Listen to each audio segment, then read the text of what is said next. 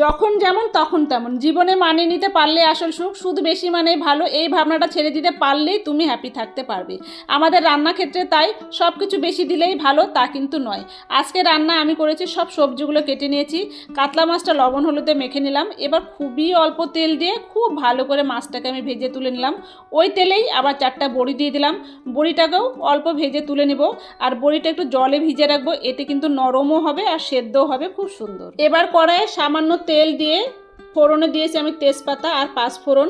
ফোড়নের গন্ধটা যখন খুব ভালো বেরোবে, কেটে রাখা সব সবজিগুলো দিয়ে দিলাম। সামান্য লবণ আর হলুদে ঢাকা রাখবো, যেহেতু আমি তেল কম দিয়েছি তাই ঢাকা দিয়ে ভাজলে সবজিটাও নরম হবে আর খুব সুন্দর সেদ্ধও হবে। মশলা হিসাবে আমি শুধু আদা বেটে নেব আর পাঁচফোড়ন, ধনে জিরে, আজকে কোনো কিছুই আমি রান্না করব না। সঙ্গে একটা কাঁচা লঙ্কা আর একটা টমেটো থেতো করে নিয়েছি, মানে খুব মিহি করতে পারিনি। এবার আমি বাটনাটা তুলে নিলাম। সবজিটাও সুন্দর ভাজা হয়ে গেছে, যেহেতু আমি ঢেকে ভেজেছি। এবার মশলাটা দিয়ে দিব, অল্প জল দিয়ে দিব, একটু লবণ হলুদ আর চিনি দিয়ে মশলাটাকে খুবই ভালো করে কষাতে হবে, যেন কাঁচা গন্ধটা না থাকে আর তেলটাও ছেড়ে দেয়। এবার আমি দিয়ে দেবো পরিমাণ মতন জল, ঝোলে আমার যতটা জল দরকার। এবার ঝোলটা ঢাকা দিয়ে ফুটতে রেখে দিব, তাতে সবজিগুলো খুব তাড়াতাড়ি সেদ্ধ হয়ে যাবে। ঝোলটা যখন খুব ভালো ফুটে আসবে, তখন আমি ভেজে রাখা বড়ি আর মাছটা দিয়ে দিব।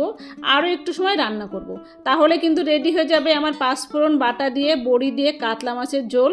স্বাদে অনন্য, ফ্লেভারেও আলাদা। আমাদের রান্নাঘরে আর কোনো মশলা না থাকলেও পাঁচফোড়নটা কিন্তু সবার ঘরে থাকে, তাই একদিন ধনে জিরেকে বাদ দিয়ে এইভাবে পাঁচফোড়ন বাটা দিয়ে মাছের ঝোল খেয়ে দেখতে পারো, ভীষণ ভালো হয়, একদম নতুনত্ব। তোমারও মনে হতে পারে আগে কেন বানায়নি।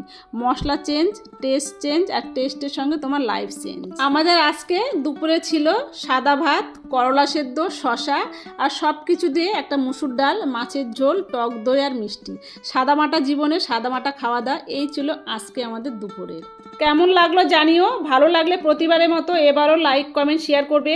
আর যারা আমার এই ভিডিওটা ফেসবুক থেকে দেখছো তারা আমার পেজটাকে ফলো করবে, আর যারা ইউটিউব থেকে দেখছো তারা আমার চ্যানেলটাকে সাবস্ক্রাইব করে পাশে রাখা বেল আইকনটি বাজিয়ে দিও।